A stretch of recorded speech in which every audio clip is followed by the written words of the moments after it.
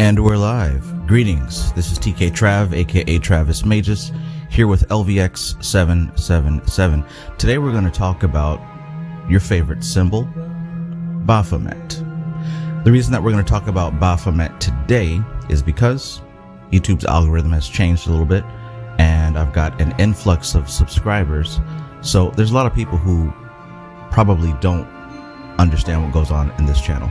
And if that's you, this is a channel that breaks down occult science in a very practical way, without fear and without superstition. Now, chances are you are somebody who has a lot of fear and superstition about this Baphomet. So we're going to talk about 3 myths associated with Baphomet. And then we're going to talk about the symbols that are associated with Baphomet as well. The end result should be, hopefully, that you stop being afraid of Baphomet. You stop calling Baphomet the devil, right? And possibly you can see something within this occult concept that you can actually work with and utilize for your benefit. So let's begin. The first myth about Baphomet is that Baphomet is the devil, right? So a lot of times you'll see that people will have this image, whether it's the pentagram with the goat face inside of it, or whether it's the standard picture of Baphomet, which you'll hear by people who are absolutely uneducated in the occult or extremely Christian indoctrinated. They will say that this is the devil, right? This is the devil, and this is something that should be avoided completely. And the big reason that a lot of people say that Baphomet is the devil is because there was an organization called Satanism where the symbol of Baphomet was chosen as its logo. So because of that, a lot of people who, like I said, don't know anything about occult science or anything outside of their very small window of religion will term this symbol as the devil incarnate, and not so much as just that group is the devil. These people literally believe that there is a goat-headed being with breasts waiting to torture them if they sin. And if that doesn't sound ridiculous enough, I'll remind you that these are the same people who believe that there are all sorts of demons waiting to torture them if they screw up in any way. They also believe that they can take their soul and physically sell it to somebody in exchange for some other physical good. So here's the whole thing. Ignorance kills. It kills because ignorance causes you to move out of irrationality, which is fear and other emotions that don't really make sense when compared to logic. So understanding the truth about certain subjects like this will help, hopefully, to have you move out of that realm of illogic, superstition, and irrationality into a place of logic, reason, and understanding. So Baphomet is not the devil. Baphomet is literally a picture of a goat-faced being that actually represents multiple concepts. Now, yes, Anton LaVey used the symbol to represent the Church of Satan, but Baphomet has been around since the 1800s, way before Anton LaVey was born and before Satanism was born. Okay, so the second myth about Baphomet is that he is the subject of idol worship, specifically by groups like the Knights Templar or the Freemasons. And if you haven't already run to the comment section to tell me that I need to be saved and that these demons would say something like this to deceive you, before you do that, listen to the rest of it. So a lot of people believe that Baphomet is the source of idol worship by the Freemasons and by the Knights Templar. And this mostly comes from the era where the Knights Templar were being persecuted, and there were confessions made under torture that this is what they were actually doing, worshiping this demon spirit. There are other allegations that indeed they confessed to this even before being tortured or even before being persecuted, because it was true. Now, depending on what side of the Freemasons you are, You'll either say that this is a false allegation, or you'll understand that Baphomet appears in several documents within the organization here. So ultimately, with this myth, what I'd like to say is it doesn't matter unless you're a Mason, right? Then you'd already know because you've seen the text. And if you haven't seen the text, then you're not at the level to where it affects you whatsoever. And if you're not a Knights Templar, it also doesn't matter, right? So what people worshipped 100, 200 years ago doesn't affect you. So this one we can kind of just keep it moving, right? The question really is, what are you doing with Baphomet? How does Baphomet affect you personally, specifically today? The third myth about Baphomet is that Baphomet is a symbol of pure evil and malevolence.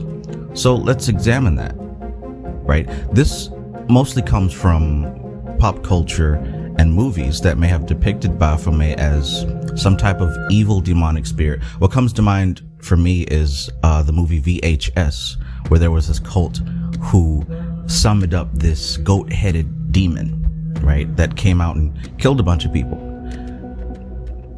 In case you don't know, that's just a movie.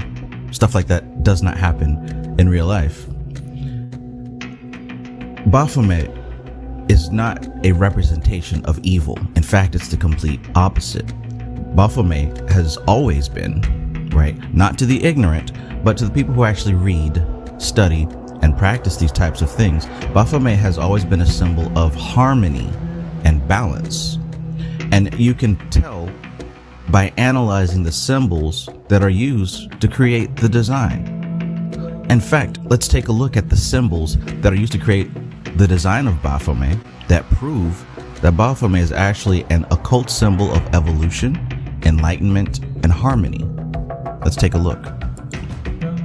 So first of all, I want to say that the symbol of Baphomet is extremely layered, right? It's literally not something you could just look at and say, oh, that's evil, or oh, that's the devil, or oh, that's my spirit that I worship. It's layered. It means multiple things, like any symbol, occult symbol that's worth its salt. It represents multiple things. So it's highly subjective, and it literally depends on the level of your understanding. If you have zero understanding, you're going to look at this symbol, or you're going to look at the pentagram with the goat face in it, and you're going to say, oh, that's the devil. That's the devil, right? That shows your extreme lack of understanding. But with a little bit of study, a little bit of research, hell, even a couple of clicks on Google, you'll start to see that there might be a little bit more to this than you previously understood. And I also want to say that when it comes to any occult symbol, absolutely no symbol is evil and absolutely no symbol is good. We're literally looking at lines and circles on a piece of paper. Now, symbols are tools. They are tools that are utilized by a person who uses tools. So an individual can use any symbol for good intention or for bad intention. That doesn't mean that the symbol is good or bad. That depends entirely on the user. For example, the swastika has been a symbol used on planet Earth and human culture for an extremely long time, thousands of years. Now, one group came along and used this symbol that has been associated with evil, and people think that this is an evil symbol. But the truth is, the symbol has long existed before this group of people used it, and the original meaning still stands. The same thing with a pentagram, and the same thing with a goat-headed man sitting in yoga position, right? There have been people who have used this as a symbol for evil, but that reflects entirely on the people, not the symbol itself.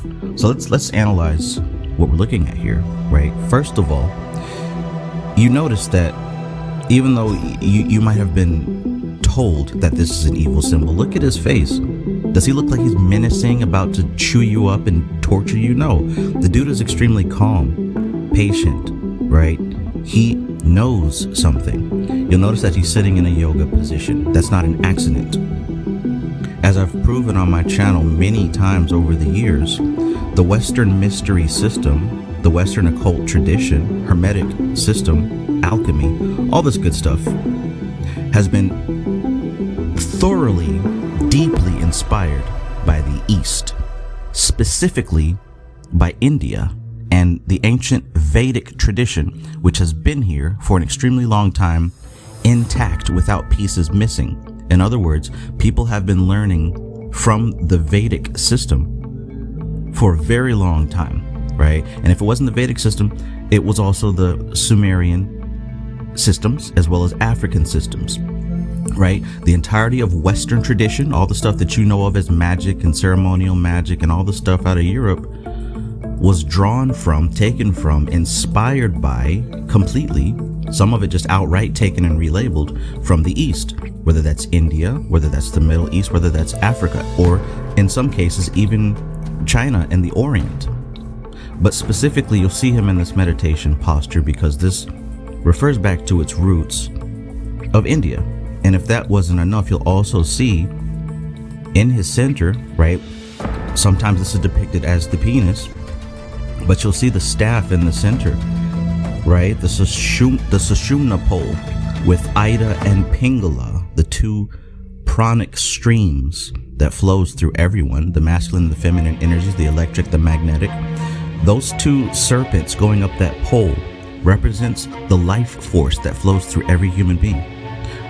One of those serpents represents the life force of the physical body and its senses. The other serpent represents the life force of the mind and the thought process. Now, when those two pranic streams come into harmony and balance, they awaken that third stream, which represents enlightenment. So you'll see him sitting in that yoga position, moving towards enlightenment. You see the pranic streams, right? Now, you'll notice that he's pointing up and pointing down with the inscriptions on his arms, Solve et Coagula. And this literally means to combine and to separate. Now, this position of his fingers is known as a mudra, something else that was taken straight from India. And this isn't the first time you've seen this. You'll also see it here on the Magician tarot card, right? And hell, you'll even see it here on the Devil tarot card. And this card is another reason why some people associate Baphomet with the devil, which I don't know if you've actually read the Bible or you just let people in church tell you what to think. The devil is not a person, it is a concept. It is a concept. Just like Baphomet is a concept. In fact, every spirit and god and goddess and entity that you can deal with, angels included, demons included, all of them are concepts. Concepts through which you can experience reality in different ways. They are not people waiting for you somewhere in some corner of the universe. They are concepts on a different plane of existence. Now, you'll see the moon up above and the moon down below, and this represents the two forces of what Kabbalists call Gibura and Chesed, which represents expansion and contraction. So you'll see here we're dealing with two opposite forces. Two opposite forces. In fact, all of these symbols represent opposing forces coming into union, harmony, and balance. From the goat head, which represents the animal intelligence, right? Again, in Kabbalah, we call this the nefesh, the animal soul that every human has. And over time, they have to develop a human soul. And over time, they'll develop the God soul. And you'll see that he has the burning torch above his head. This represents that point of enlightenment. That is the goal that all spiritual people seek, to become enlightened beyond their animal self. So you've got the wings on the back, which represents being able to ascend different heights through knowledge, through study, right? And through spiritual practice, through meditation, and through different practices that will allow you to expand your awareness beyond the human experience. So land, sea, and air, these are the different types of animal intelligence. Land as far as his hooves, sea as far as the fish scales on his belly, air as far as the wings.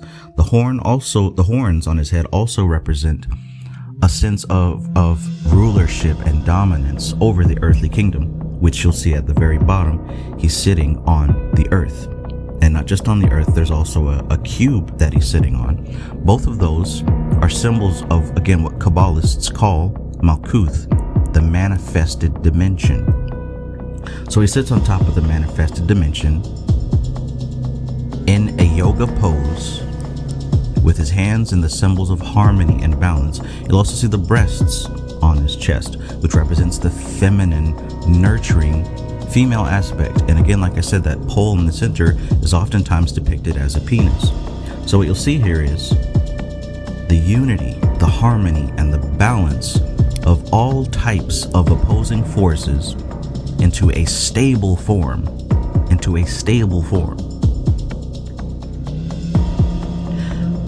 Nothing about this says anything about evil or bringing harm to anybody or going to hell or opposing any religion. In fact, like I said, every spiritual practice is aiming towards leading to this point.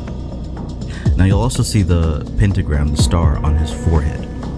This is a picture of a star. Nothing about the star is evil. In fact, the star actually represents the 5 elements combined together, which are earth, water, fire, air, and of course, spirit at the top. So of course, you'll also see this image here of Baphomet's face inside of that pentagram upside down. And because it's right side up or upside down, that doesn't mean good or bad. It just represents a different direction of the energetic flow. When the point of this pentagram is pointed downward, what it symbolizes is that the user is intending to move in a different direction than the main flow. So in regards to religion, this is someone who seeks to go down an individual path. If this has to do with power, this is someone who is seeking to establish their own way as opposed to being a part of something greater. Again, this is a tool. The intention depends on the wielder of the tool. But when you see a pentagram up or down, it's about the direction of the energy that's being used. Nothing inherently good or inherently bad. That part falls on the human being. Okay, so that is Baphomet in a nutshell. Of course, you can always find more or less, depending on what you actually wanted to understand, right? There will be people who just want to see this as the devil, because literally it can be a scapegoat. That's what people have used it for a long time, a scapegoat. But honestly, once you do a little bit of research, you'll start to see that there's nothing evil about this. In fact, there's nothing evil about any symbol. It all depends on the user. So, like I said, the algorithm changed, so I noticed that there were a lot of people who came to subscribe. I know that Baphomet is a popular subject, and a lot of people believe that this is evil for literally no reason other than this is what other people have told them.